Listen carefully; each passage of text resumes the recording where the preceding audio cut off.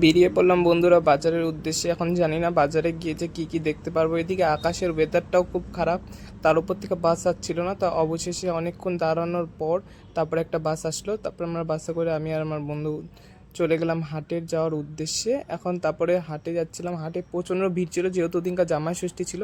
আমি তাড়াতাড়ি করে যাচ্ছিলাম, তা গিয়ে দেখি এই যে প্রথমে মুরগি উঠেছে, তারপরে মুরগির হাট দিয়ে উঠতে উঠতে তারপরে দেখলাম এদিকে কবুতরগুলো ভালো উঠেনি, কিন্তু তারপরে অবশেষে কিছু কবুতর ভালো লাগলো, কিন্তু আমার বন্ধুর একটা কবুতর পছন্দ হয়েছিল, ওই কবুতরটা দেখছিল।